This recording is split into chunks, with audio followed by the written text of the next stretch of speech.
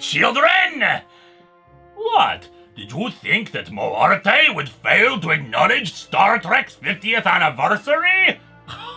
Oh, my children, that may have been a month ago, but we're still celebrating around here.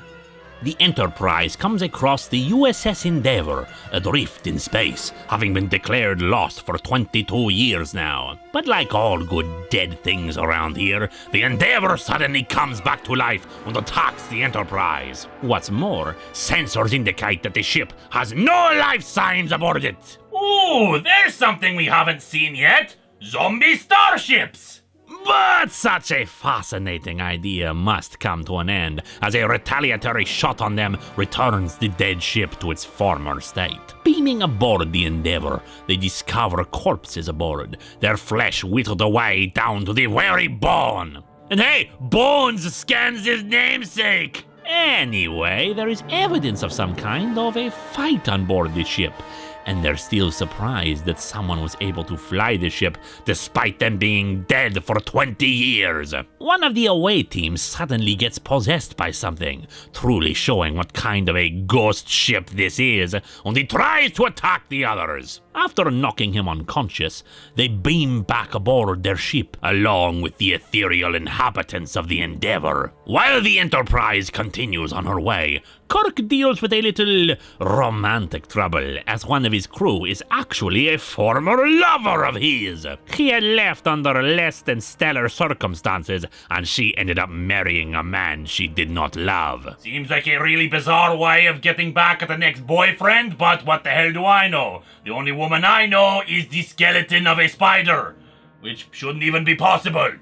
But it seems that ex-girlfriend Lieutenant Hester is linked up with what happened to the Endeavour. Reviewing the ship's log tapes, they saw that it was responding to a distress call from Lieutenant Hester's great-grandmother, also presumed dead, and yet was found by the Endeavour alive and aged. The crew began to manifest signs of dementia after taking her aboard, killing each other over the course of a week. The mystery deepens when they head to the planet where the old woman was found, including a corpse preserved in ice and a strange device that is a combination of Federation and alien technology. As more and more people fall to the madness, they begin to rave that what they want is Hester, and we soon learn what it was exactly that happened. The great-grandmother was conducting unsanctioned experiments with transporters. The rest of her team were human guinea pigs, volunteering themselves for the experiments, and they never rematerialized. Their consciousness lived on, eventually merging into a single being of pure energy,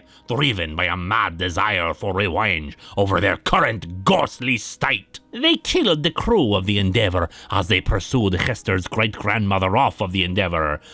But she is dead now too, buried in the ice. They give her body to them, but Kirk decides this is probably not a good idea to leave such murderous beings around, overloading some phasers and blowing them to hell. And Hester leaves so she can get on with her life. Yet another woman out of Kirk's past leaving because the guy really has commitment issues. Star Trek number 9 reminds us all that even when it can be explained scientifically, there are some things stronger than death, and ghosts can still come back to haunt you.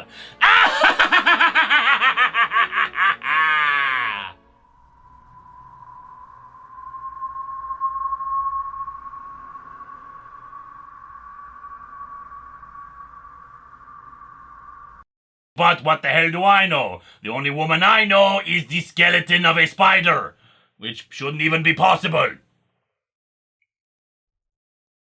Also Sally, she's, replacement for Larry, whose hand fell off. And head. Really should find some glue around here.